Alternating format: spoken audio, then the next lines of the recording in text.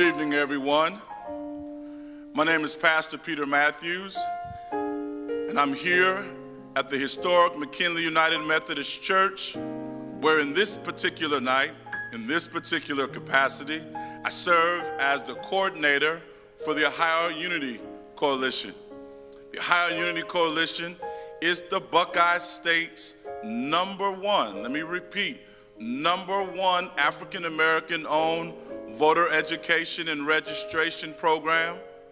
To date, this wonderful organization that we've been able to host in this city has somehow, through the grace of God, worked with 60 precincts in both the city of Dayton, Ohio, Trotwood, and in Jefferson County to hire more than 70 persons to make absolutely certain that persons who find themselves historically against the wall know without a question that their vote matters.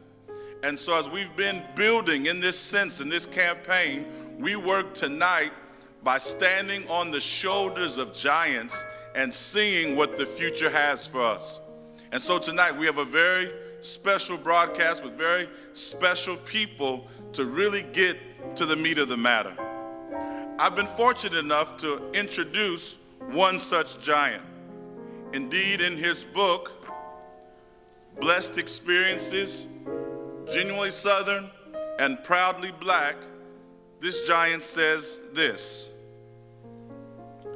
America is running short of big people who are willing to tackle big issues, pursue big ideas, and make big commitments to the human condition. Martin Luther King Jr., Septima Clark, Lyndon Baines Johnson, Everett Dirksen, Mary McLeod Bethune, and countless others have left us great legacies. They must be replaced with professional careerists whose personal commitments are genuine and handshakes are ironclad contracts. Those who seek your assistance should never be shrugged off by the tags of nonchalant and indifference. Today, we have one such giant. I will simply say his name. After this, we start in prayer. Let us pray.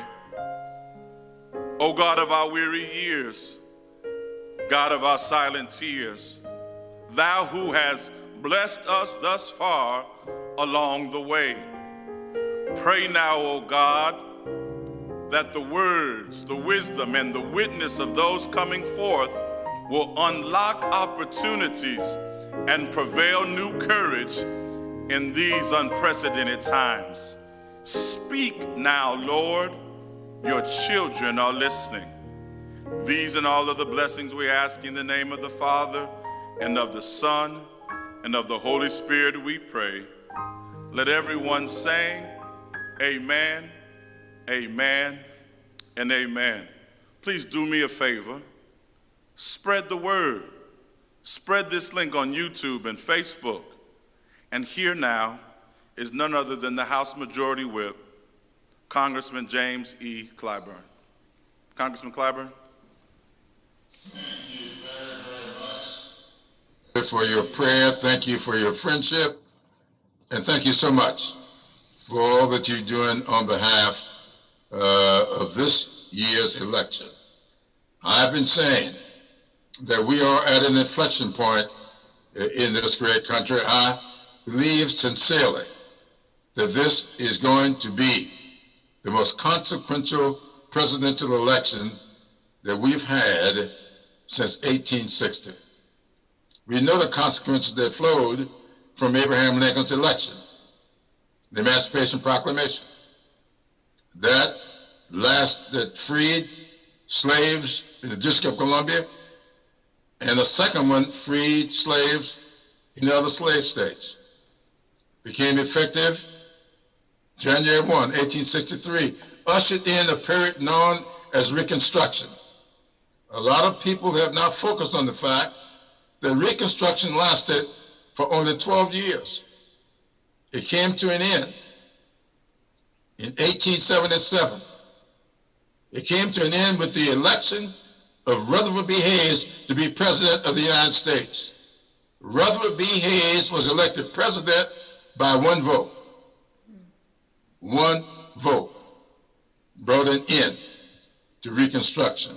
That one vote ushered in the Jim Crow era, and that stayed with us all the way until 1954. Brown v. Board of Education.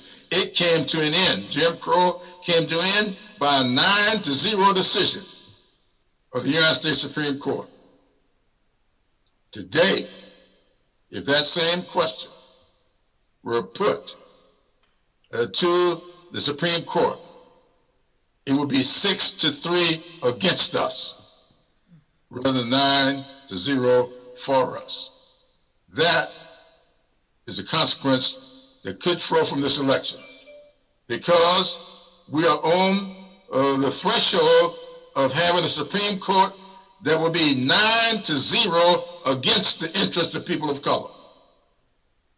And that's why this election is so very important.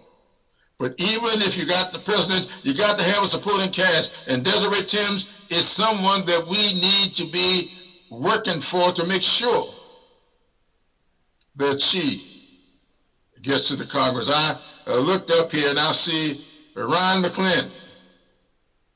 Her daddy was one of my mentors.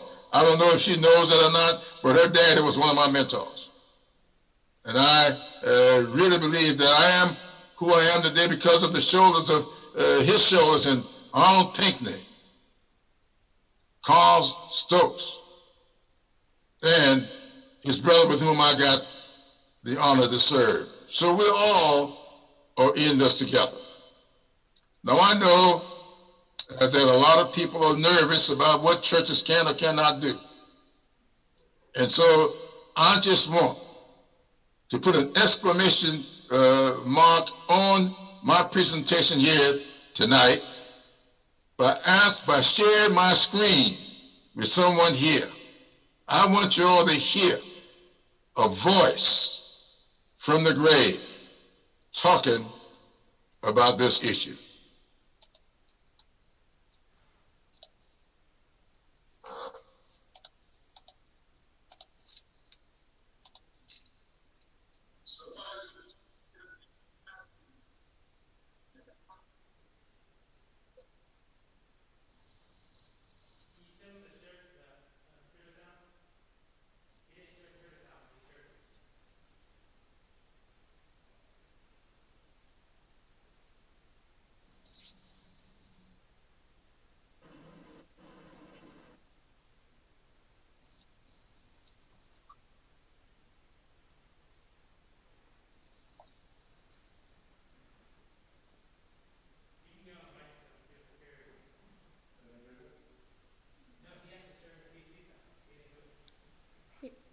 He has to share his PC sound.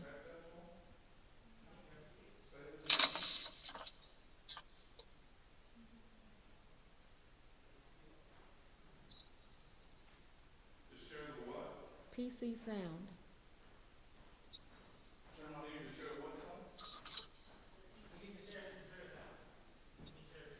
What is it called? Computer sound. Congressman Clyburn, can you please share your computer sound so we can hear it? You said I can't hear it. He shared the picture, but not the sound.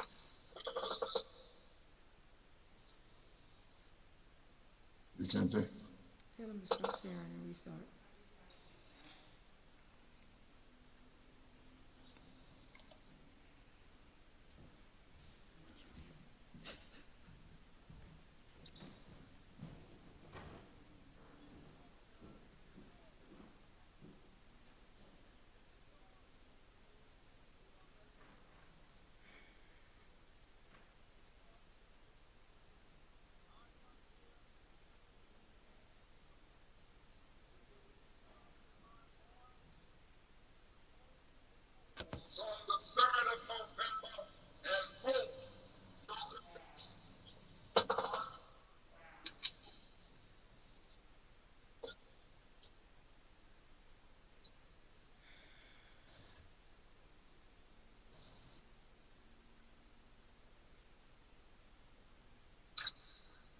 Yes.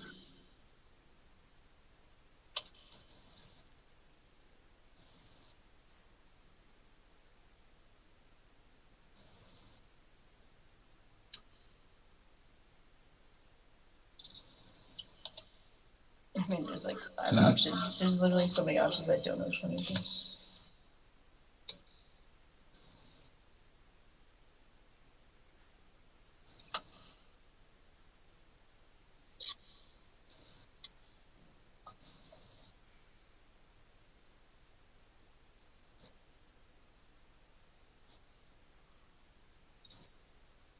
Okay. That's the end of it.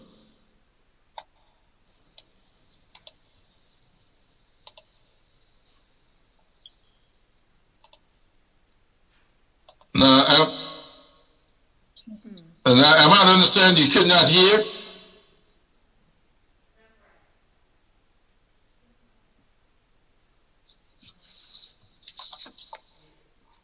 No one is hearing me?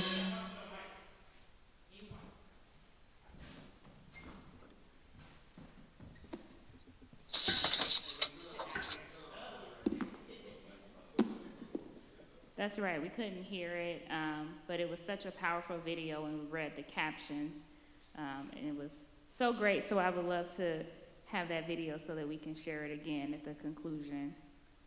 Well, can you hear me now? I can hear you fine. Yeah. Well, I'm going to ask, we're going to send that to you. Okay. Because I thought it was so important. That was the 1964 presidential election between Lyndon Johnson and Goldwater. And the election day was November 3rd. And that speech was given exactly 1 week before that November 3rd election. And it was so apropos to what's going on today. I'm sending it all over the country. I've told everybody, this needs to go viral. I've been sending it out today, but I was saving it for here tonight. I really wanted you all to hear that. We're going to send it to you, and hopefully you can go home and play it, because I think it tells all we need to know.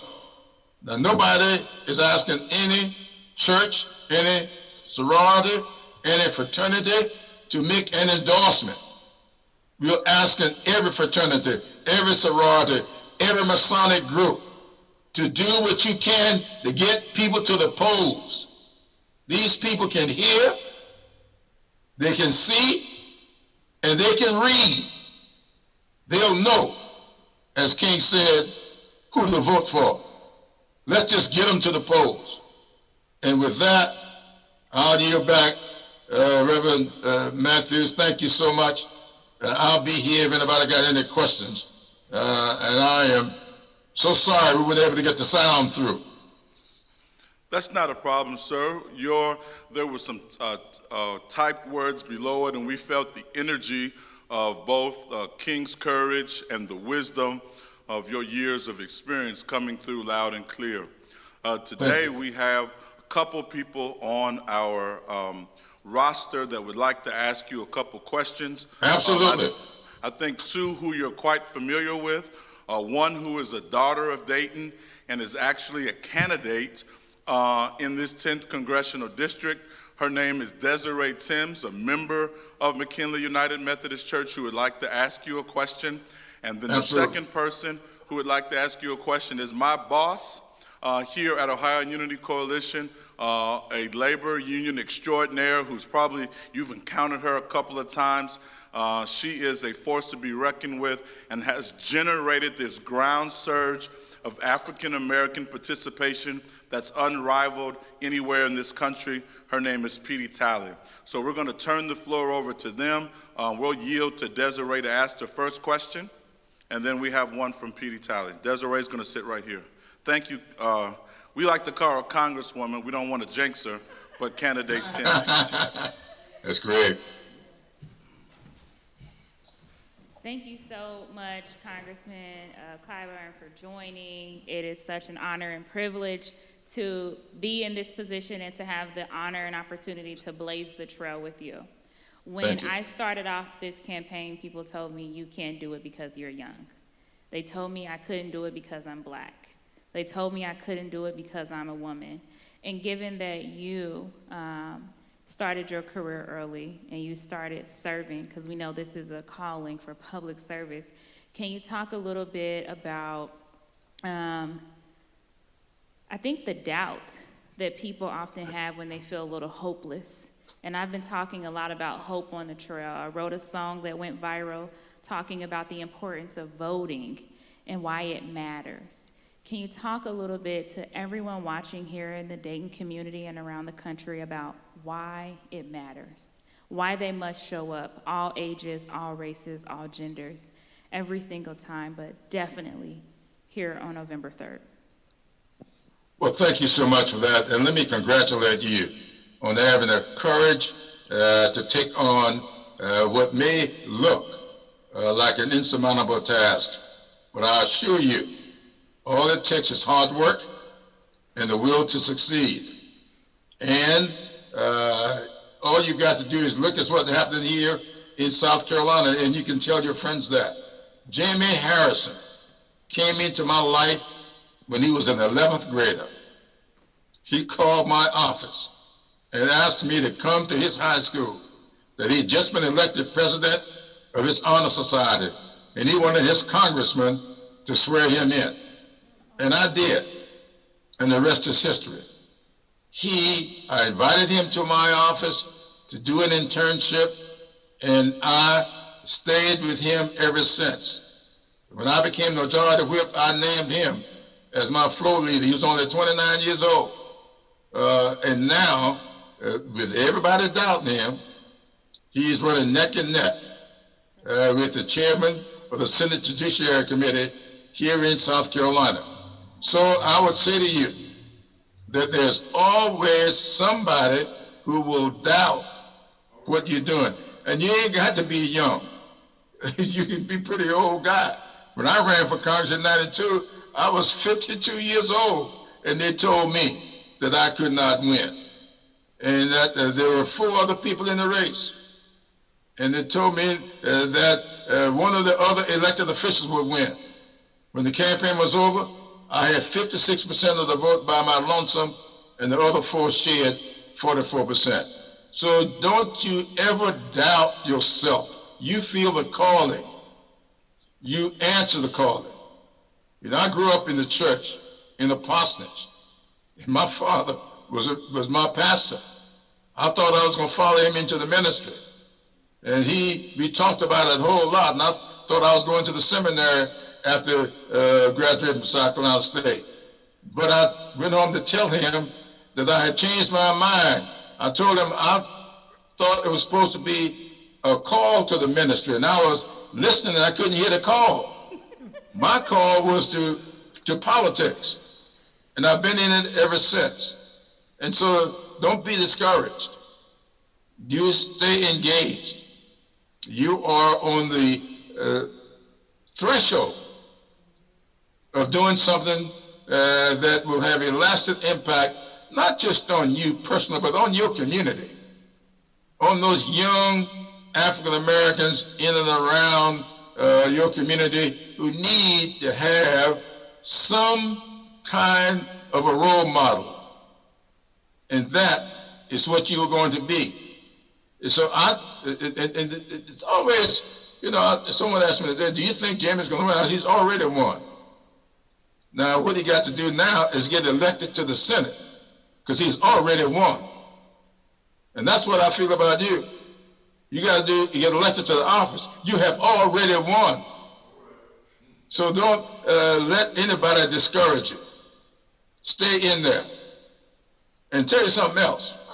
I don't know how it's going to turn out. I lost 3 times before I got elected. And someone told me, he said, you know what they say, 3 strikes and you're out. I said, that's a baseball rule. And nobody lived their lives by baseball rules. No. So you stay engaged. And remember what your grandmama told you?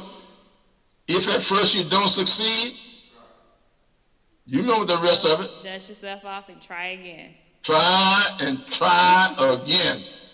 She didn't tell you 1 more time or 2 more times. try and try again. There is no numerical limit on how often you should try. So go in there and win on Tuesday. And if somebody failed to count all your votes, as they did for me the first time I ran, come back in 2 years and get the rest of them. I received that. I received that. Thank you. Mm-hmm. Who's the next person? So, hello, Majority Whip Clyburn. Yeah. I'm not sure if I'm supposed to go or not, but I'm going to go. My name is Petee Talley, and I am the convener of the Ohio Coalition on Black Civic Participation. We are a state affiliate of the National Coalition on Black Civic Participation, where we serve under the leadership of Melanie Campbell, who is a coalition builder in this nation. And I want to thank you for your leadership in the House, in the United States Congress. I also want to acknowledge and thank Pastor Matthews for the work he and his team are doing there in Dayton, Ohio, mobilizing Black voters.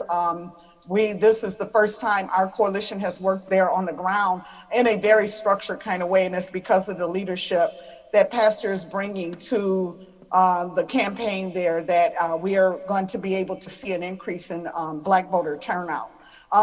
One way or another, on election day, this country is going to change, either under the leadership policies of the current president that we have in office.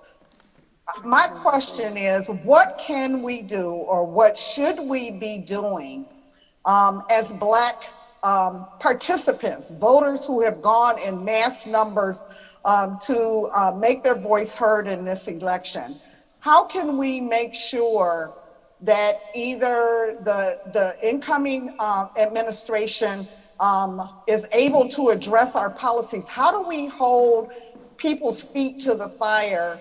We know that we had a historic election in 2008, ended up not pushing through to make sure that our policies that we espouse actually got addressed.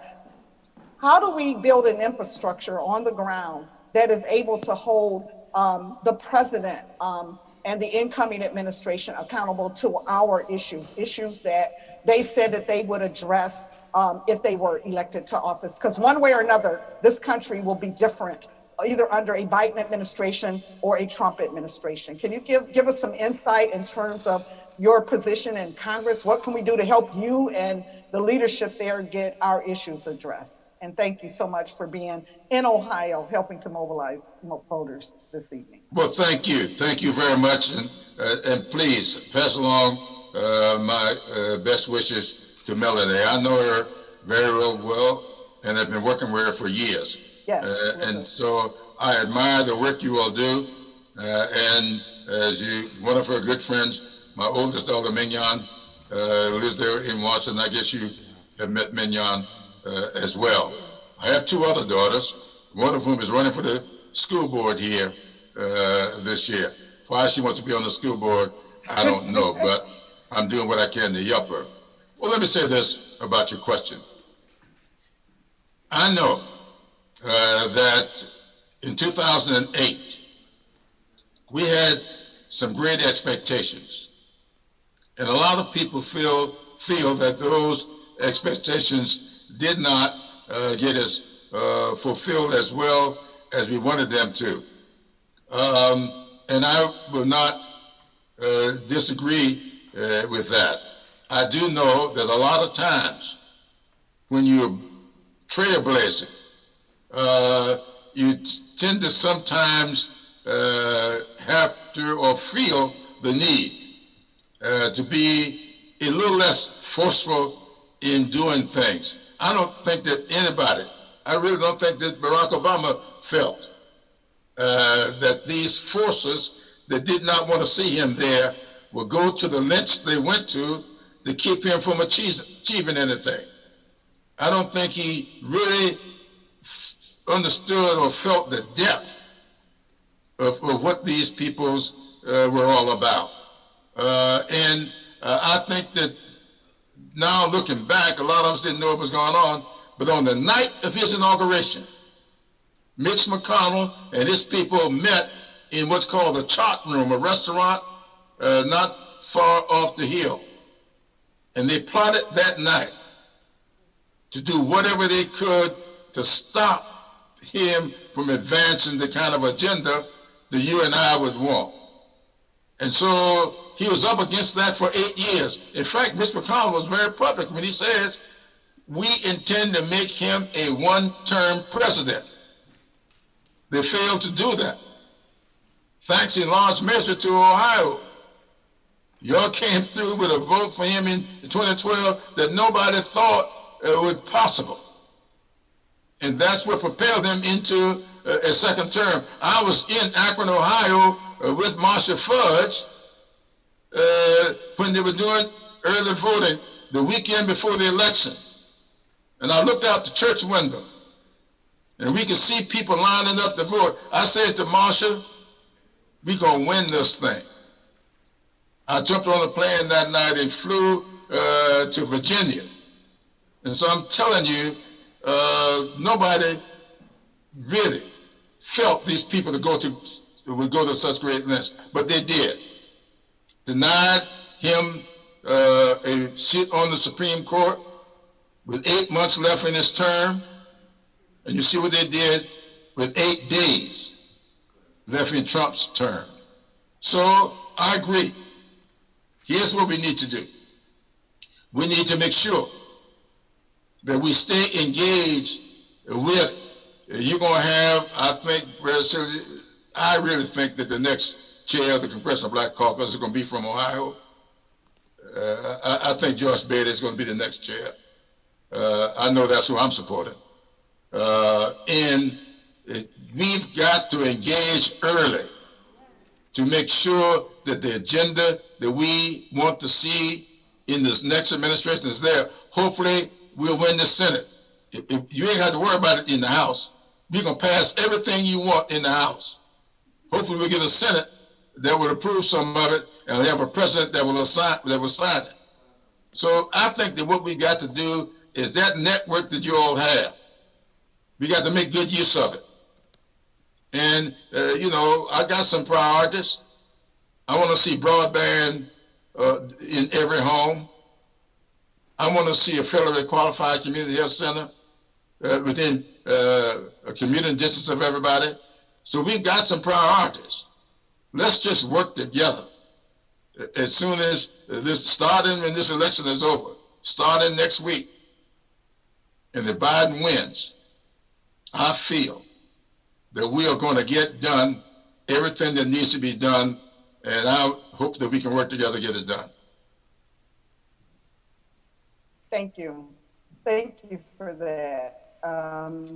Sounds like you're ready to fight fire with fire, and that's what we want to hear, and that's what we're going to need if we want to see our policies passed. Thank you so much. Absolutely. I want to tell you, I've been Zooming all day since 8:30 this morning.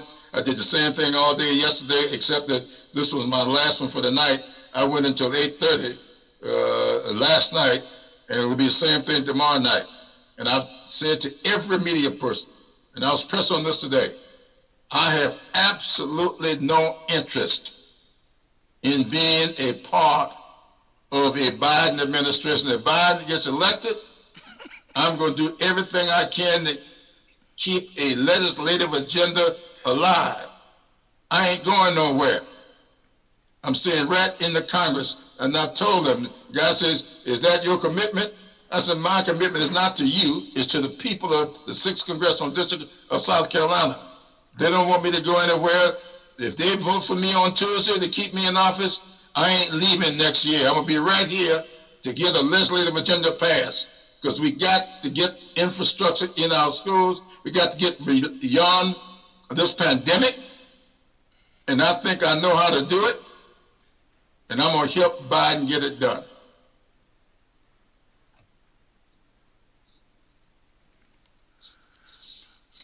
Congressman, we appreciate you taking time out of what is probably an unseemingly busy schedule at this point in time.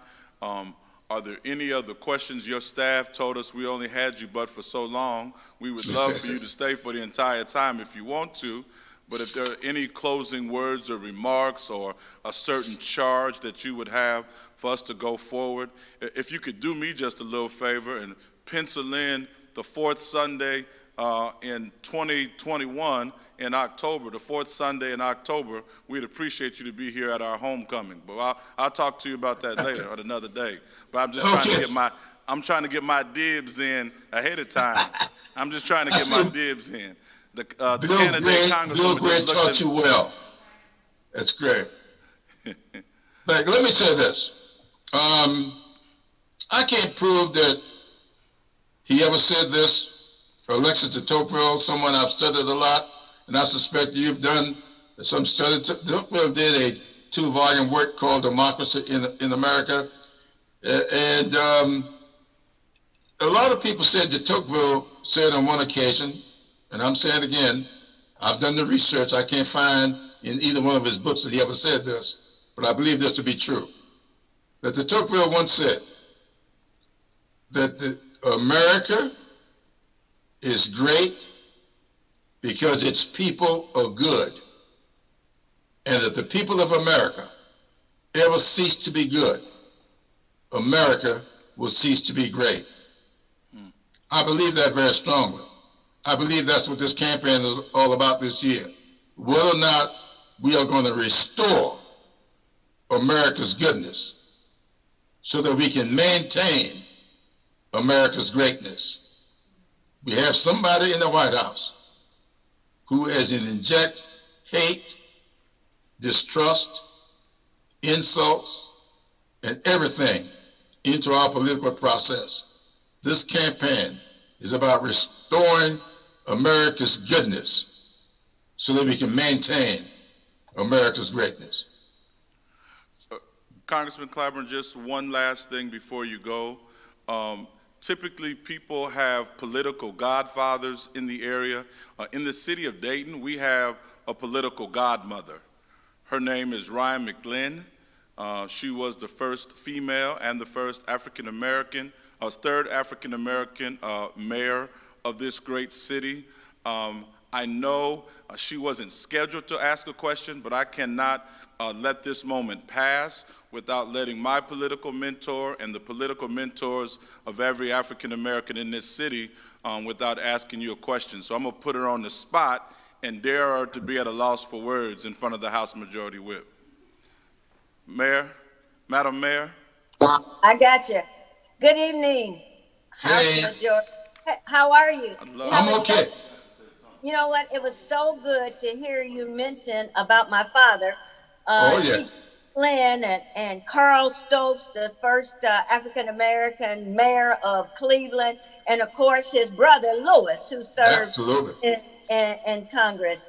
And that because of my father, that he began the oldest black legislative state group, and that came before the Congressional Black Caucus.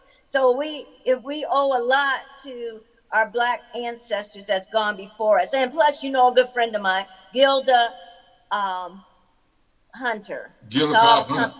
Mm-hmm. Yeah. So, but anyway, my question is to this, is that the criminal justice system, we've really seen the injustices of how it is applied to African Americans and differently to other people. One of the things that of my biggest concern is that once Biden wins, is there any way to stop some of those clemencies or pardons that will happen in those days before January the 20th? I am very concerned about, I guess I want to just say the Barabbas spirit that would be put out there. And when you see people like Kwame Kilpatrick, who's still incarcerated for what he did as a young person in a very prestigious job, and you see how they let the governor of Chicago out. So I'm concerned about the criminal justice system and how it's going to play out, especially when, and I'm throwing it out there into the spirit, that when Biden wins, and I'm happy to hear you say that you are going to stay in the Congress and guide what needs to be done. And thank you so much for your support of Desiree Tims. I support her also. Well, thank you very much. And I'm glad you got a chance to ask that question. And I'm going to say it once again, CJ was a mentor of mine. I don't know, and I mean that with all sincerity. He was my guy in Ohio. He, Arnold Pinckney, taught me a lot. And I spent a lot of time in Ohio learning from them. But I want to say this about your question. When I was asked what I would want from a Biden administration, I talked about infrastructure, and I talk about getting beyond this pandemic, and I talk about community health centers. But here's what I said. The one thing I want to see done is the creation of a commission or committee, whatever you want to call it, to study the effects, the unintended consequences of the 1986 and the 1994 crime bills. And I want that commission to be created by Joe Biden to report back to him within a year on recommendations as to how we can mitigate the damages that have been made as a result of those two crime bills. Because I happen to know that there were unintended consequences like you do. But I want to remind people, as I do often, in that 94 crime bill was an assault weapons ban, the Violence Against Women's Act, the investigation of police departments' pattern and practice investigations, drug courts, community policing, all these things within the 94 crime bill. But there are some things in there that led to significant incarcerations that we got to undo. So that is what I want to be doing within the year. So if Biden gets sworn in as president on January 20th, I want by Christmas of next year for recommendations to come to him as to what we can do to restore the lives, the hope, whatever it is, for these young men, many of whom were unfairly convicted and very unfairly sentenced. So that we're going to do. That's the only thing I've asked of this, of Biden. And I'm holding to that.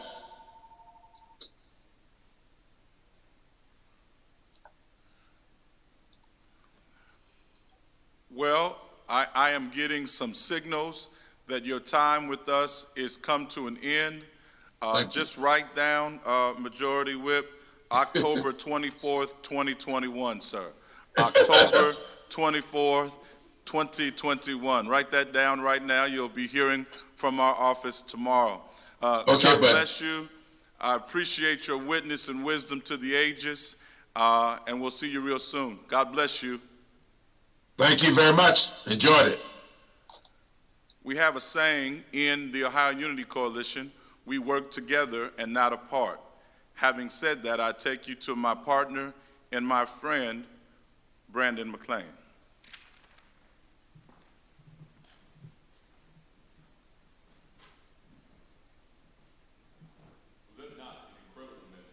Before we continue, I want to take an opportunity just to highlight some things that we already know. The first one being the fact that we are upon the epicenter of the most important and most consequential election of our lifetime, next Tuesday, November 3rd. We all know that 100% of elections are decided by those who show up. In fact, 2006 suggests that much. In 2016, we know that the presidential election was decided by less than 80,000 votes over 4 states. That means each and every vote matters. My vote matters, your vote matters, all votes matter. We have to make sure that we show up and show out, because this election, everything that affects our life is on the ballot. There is no issue that will remain untouched after this election, and we have to make sure, particularly as millennials, that we show up to support our values, our beliefs, and our perspective, because that is ultimately what will be decided this election. I want to take an opportunity to introduce two millennials that I know you're going to love to hear from. The first one is Tiffany Countryman, and the second one is Ashton Duper.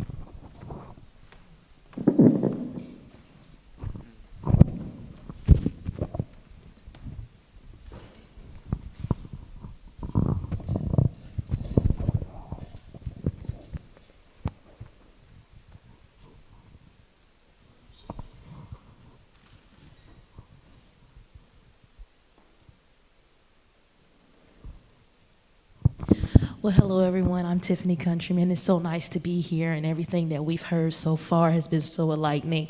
Thank you so much, Ms. Tims, for being with us this evening.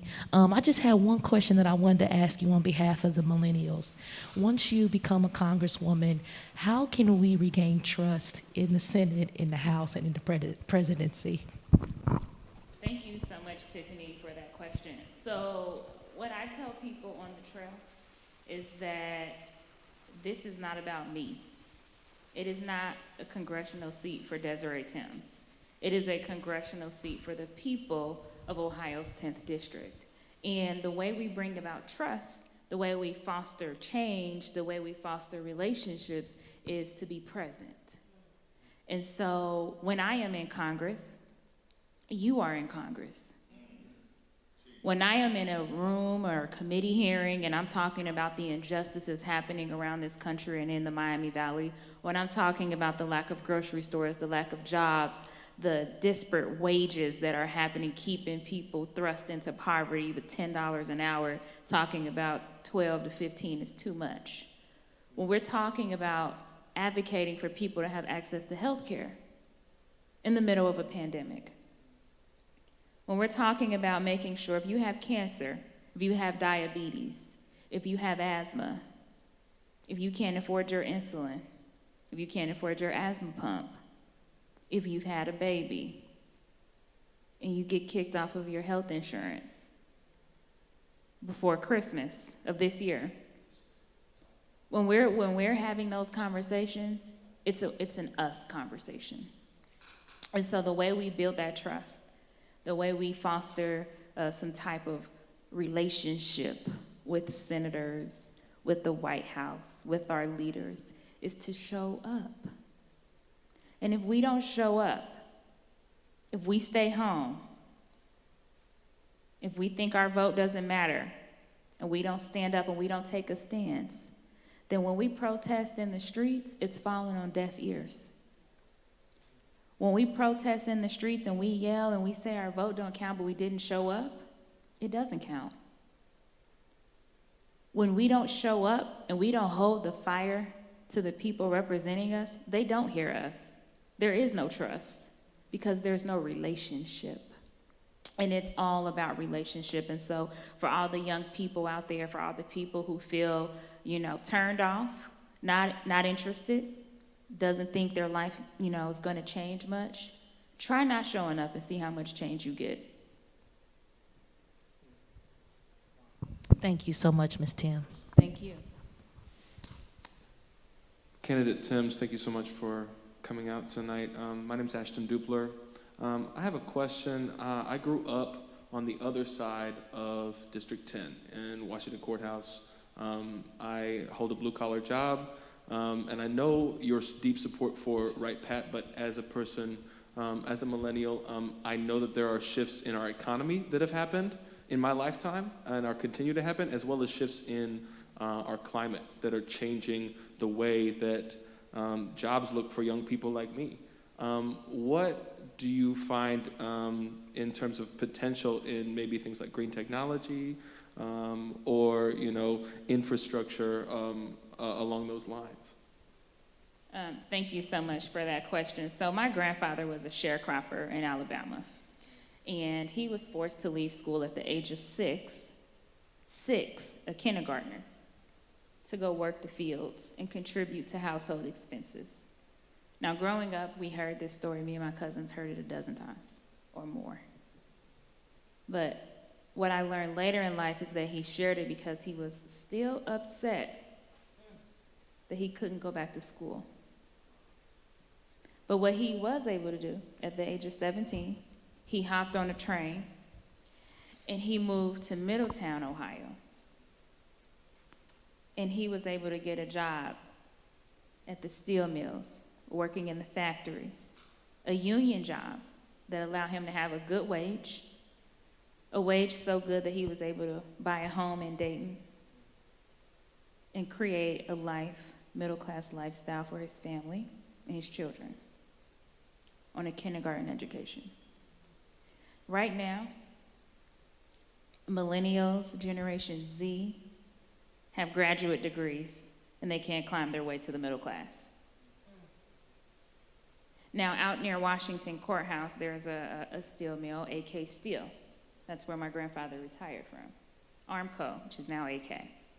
And there are still people who came from Kentucky, people who came from Alabama, to work in the steel mills in Ohio to climb their way to the middle class. So the question is, what is next for our generation? Will we have this big industrial revolution again with steel mills and factories and manufacturing? Or does it look more like green technology and information systems, cybersecurity? And I believe that that is the future. And as we talk about how we're going to rebuild our country, our roads are falling down, bridges crumbling, everything is just, it's not what it once was because we've neglected what we had. So we have to be ready to build back better. We are in a rebuilding phase. And what that looks like is putting young people with those graduate degrees in charge as we rebuild our roads, repair our bridges, as we talk about making sure we combat climate change while creating clean energy jobs, as we talk about using Wright Pat as an anchor to make sure that this is the Silicon Valley boom of the Midwest for infrastructure, for cybersecurity, for technology. The Dayton-Kettering metropolitan area produces in the country, we are top 5 for producing the most science and engineering graduates. Wow. Top 5 in the country. But we're not top 5 in the country for producing science and engineering jobs. And that is what has to change. And that is how we put people back to work. That's how we allow young people to make sure they too can buy that house in Dayton and help their family climb their way to the middle class. So that's what we'll be fighting for. Thank you for your holistic platform. We thank these beautiful, powerful, and bold leaders of not the future, but leaders of today. We also thank Petee Talley and the Ohio Unity Coalition for bringing this opportunity to the Gem City, also known as Dayton, Ohio. I want to take a quick moment for an infomercial, and I want you to hear from Petee Talley as she tells us in the next 3 to 4 minutes about the building of Black political power, infrastructure, and systems. And then we've got 2 last questions posed to both Desiree as well as Petee about where do we go from here. Petee Talley. Thank you again, Pastor Matthews, for this opportunity. Wow, if I lived in Dayton, I know who I would be voting for Congress. And thank you to the young people for those very pointed questions that they asked, but she was right on point with her answers. In terms of what we put together and how this is about relationships and networks, y'all. We have connected people from the northwestern part of the state to the northeastern part in Toledo, to the northeastern part of the state, to Cleveland, to Youngstown, all the way down to the center of the state in Columbus, all the way down to the southwestern part of the state, Dayton, to Cincinnati, through Springfield, Chillicothe, and then coming back up. This has always been about connecting and coalition building among Black people from various disciplines in our community, whether it's the faith community, whether it's our fraternities, our sororities, our Prince Hall Masons, our civil rights organizations like the NAACP, our union constituencies like the A. Philip Randolph Institute, and the Coalition of Black Trade Unionists, bringing together all of our disciplines, our organizing skills, our ability to raise money, our ability to use tech, and putting together an apparatus that is capable of reaching out to voters and having direct contact and getting those voters in our community to come out to vote, because we, as trusted messengers, are delivering that word to our community, and we're targeting in the way that we are targeting to make sure that we are speaking to our voters, not just a week before election. Pastor Matthews and his team have been mobilizing people on the ground in Dayton, Ohio since August. We normally don't do that. We normally don't get to that part of the campaign organizing until this time, a week before election. So it is continuing to build on that infrastructure that is capable of bringing us together. And the good thing about our Ohio Unity Coalition, this is a coalition that is about us, for us. We raise our own money. We're not beholden to a political party or any other group that will tell us what we need to be saying, when we need to be saying it, and how we need to be saying it. And so I'm really proud of what we've been able to build. And I am proud that you all in the Valley are a part of now this collaboration, that we can continue to do this work even after the election on any issues that may impact us and may not impact others. We now have an infrastructure whereby we can make change in our community and do it in a more scientific way, because we have access to the voter file and other tools that we need in order to do this work. So thank you again for bringing some presence there in Dayton, Ohio. And I'm sure that what we're building will help people like a Desiree Tims or others who want to run for political office be able to know that there's an entity that is out there that is mobilizing voters to participate civically in elections, because that's what they need in order to get their message out. So, Petee, you're telling me when I make my announcement for mayor next year, you're going to support me? I got some support. Is that what you're saying? Okay, never mind. We'll talk about that. You will have the support. We'll talk about that later. We'll talk about that later. You'll have what you will have. We won't be able to mobilize voters to turn out and vote even in an off-election cycle. And we did the same thing when Mayor McLin ran. I was in the ground in Dayton, on the ground, mobilizing Black voters when she ran for mayor in the year, was it 2000, Mayor McLin, that she ran for office? 2001, we were in the ground, on the ground for her first campaign, turning out Black voters to vote, as Majority Whip Clyburn said. Our folks have ears, they have eyes, and they can see, and they know what to do if we can get them to the polls, and we will get voters to the polls as long as we have the strength of this coalition moving. Petee, so on behalf of the Ohio Unity Coalition, the 75 plus people that we've hired during there and since August, we just want to thank you. But we want you to hold still because we've got Brandon McClain, our current county recorder, as well as Rhine McLin, the godmother of Dayton politics. They have a question, one question each, to be answered by you and candidate Tims. County Recorder McClain.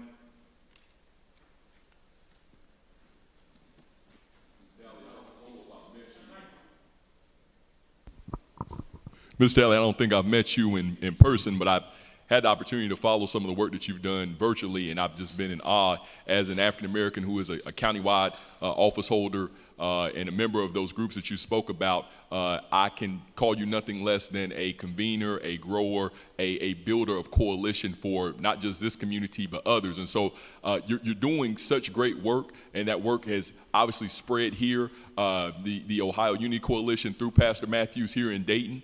You're doing great things for us, and I know that I will be the beneficiary of those things, so I feel like I need to tell you thank you before I continue. But those great things having happened now, what's next? How are they going to be continued past this election and for future elections? Thank you. Thank you so much for that question. And we may be related. McClain is my maiden name, spelled exactly the same way. And I wish you nothing but the best as you hold a countywide office there in Montgomery County. In terms of what's next, one of the things that we often do, we're often able to have the resources and have the focus right when we're in the middle of an election cycle or right in the middle of going into an election cycle. And what the Unity Coalition has not been able to do in the past, because we have not been incorporated in state, we've been a fiscally sponsored organization by the National Coalition. We now are incorporated. My focus, my energy is to find funding that can sustain us after an election. Because usually after the election, the tent folds, everything goes away, and then we don't pop up again until 2 years later. It is my purpose to keep a infrastructure in place that is capable of interfacing with local communities on issues, whether they be policy issues or economic issues or issues about the healthcare system, and to use the tools that we have at our disposal to loan those tools to local communities so that they can raise their voice around any issue that may come up as it relates to them as Black citizens in their community. We're about civic engagement. Happens 365 days a year. And so we're committed to using the infrastructure that we've built for this election to continue to do that work on anything that local communities call upon us to help with. Thank you so much for the work you're doing. I certainly am a believer that to be present is to be active. So you're laying that foundation and that infrastructure. We're going to reap the benefits, so thank you. Thank you. And good luck if you're on the ballot. I don't know if you are or not, but good luck if you are. Thank you so much. I am. I was elected in 2018. I'm unopposed this year, so I'm out here supporting people who support our community, who support our values, our beliefs, people like Desiree Tims.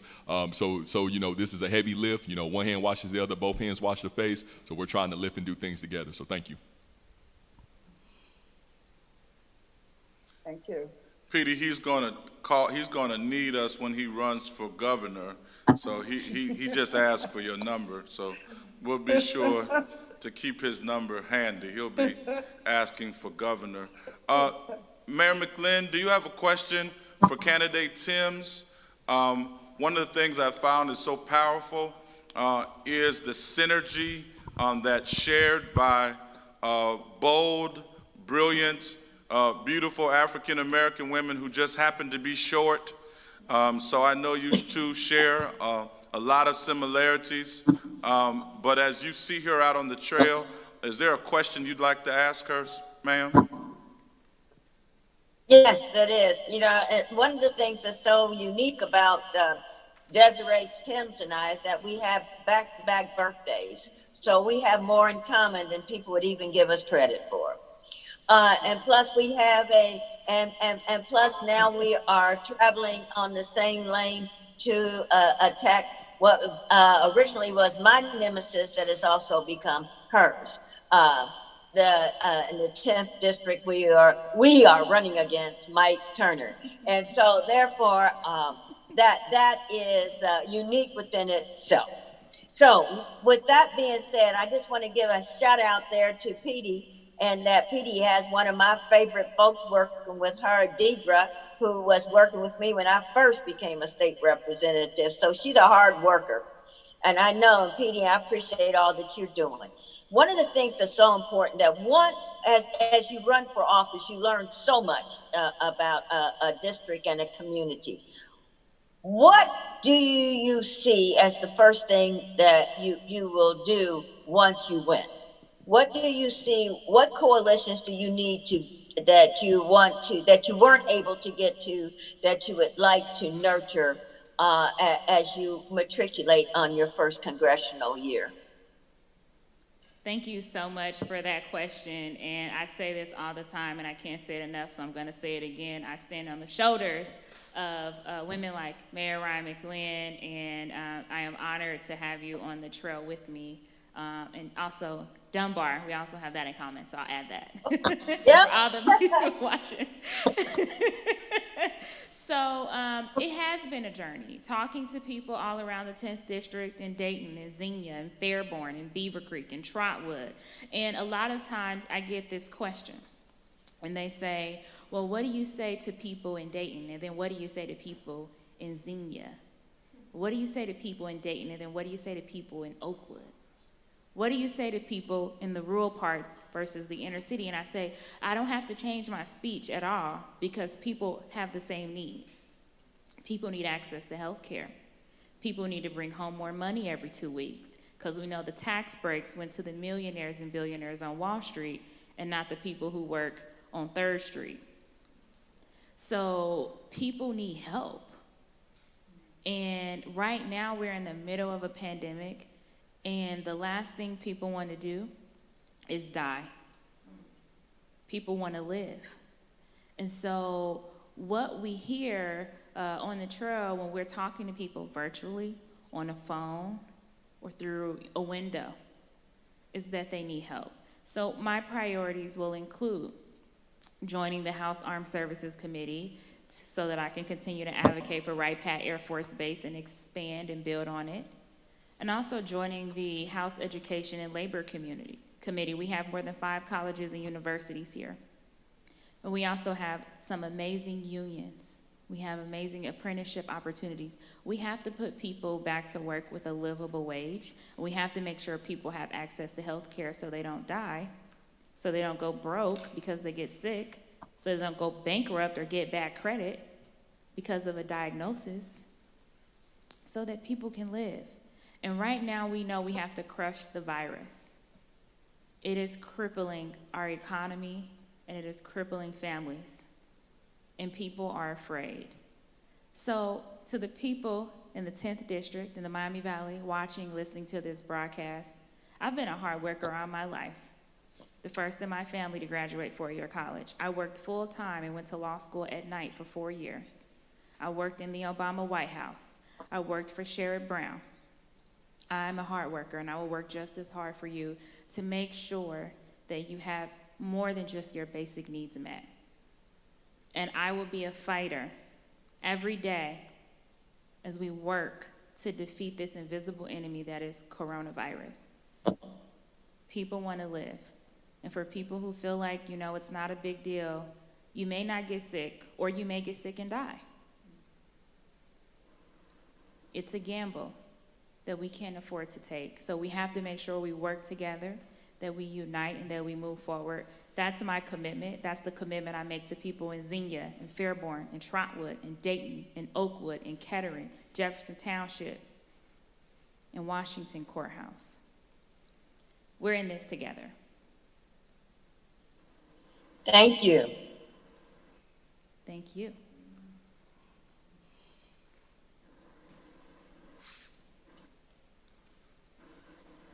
For the last 8 weeks, we have gone to literally 60 precincts in an attempt to remind people who often have their backs pressed against the wall that their vote matters. Tonight, we conclude this 8-week series, and I just want to say thank you. I want to say thank you to tonight's special guest, Petee Talley. God bless you for this opportunity.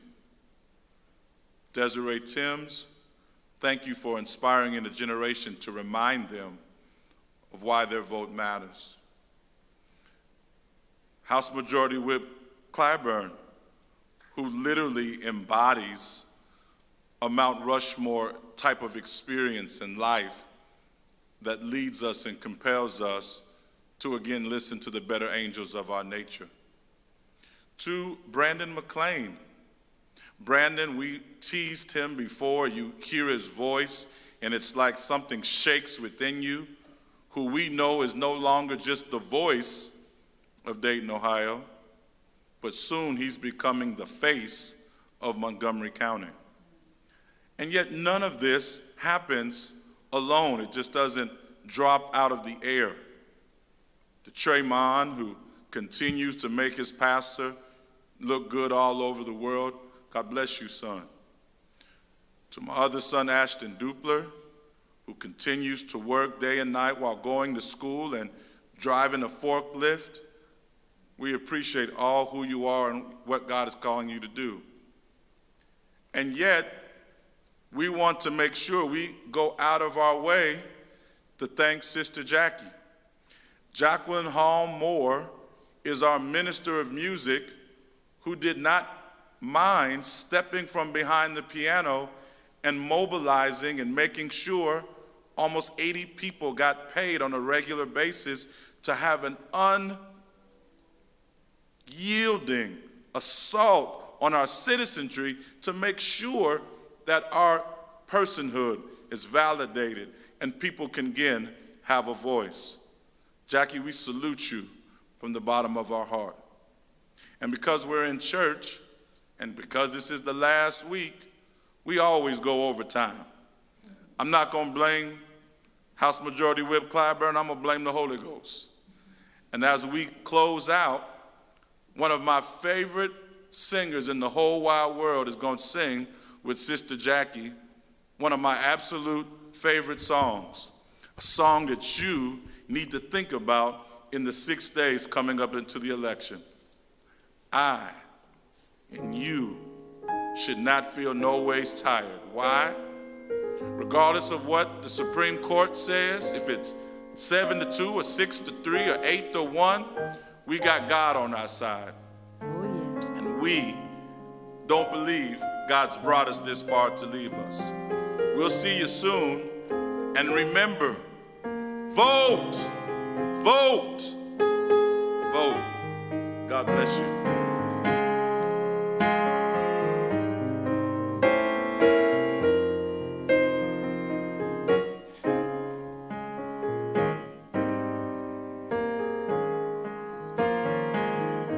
There will be mountains that I will have to climb, and there will be battles that I will have to fight. But victory or defeat, it's up to me to decide. But how can I expect to win if I never try? Oh, I just can't give up now. I come too far from where I started from. Nobody told me the road would be easy, and I don't believe he brought me this far to leave me. Never said there wouldn't be trials. Never said I wouldn't fall. Never said that everything would go the way I wanted to go. But when my back is against the wall and I feel all hope is gone, I just lift my head up to the sky and say, help me to be strong. Oh, I just can't give up now. I come too far from where I started from. Nobody told me the road would be easy, and I don't believe he brought me this far to leave me. I just can't give up now.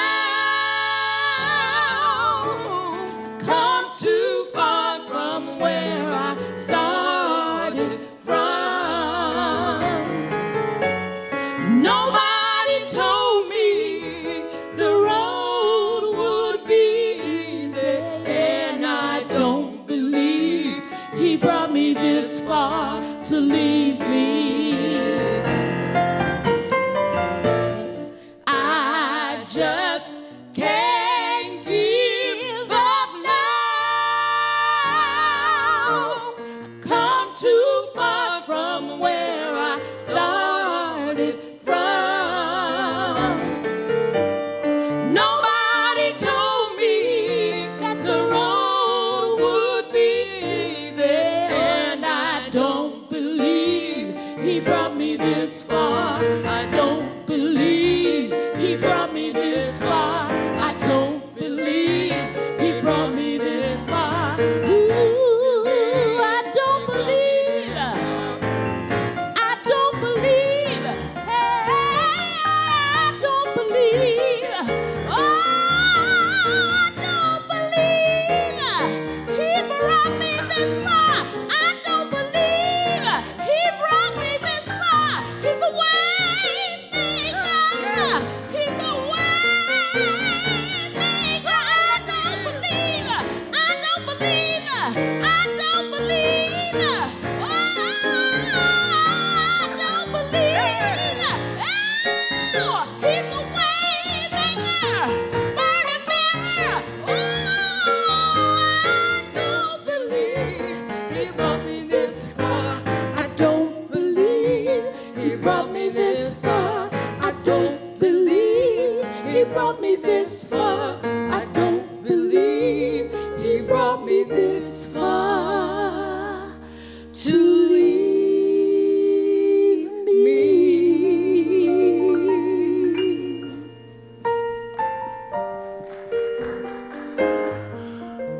So I gotta say one last thing. All of Ryan McLin's children were running to each other at the same time while the song was singing, because at the Board of Elections today, there was a weekday record. 3,288 persons went to vote today. So keep up the great work. And Tremont just wanted me to remind you that this is the second to last event. This Sunday, Senator Sherrod Brown will be with us at McKinley this Sunday at 11:15 a.m. to offer an Election Day homily that talks not about Democrat or Republican, but how Jesus, that wonderful, brown, kinky-haired, Middle Eastern man, came into the world to provide us a new ethic, a love ethic. So make sure you see Sherrod Brown Sunday right here at McKinley. God bless you. We'll say the benediction then.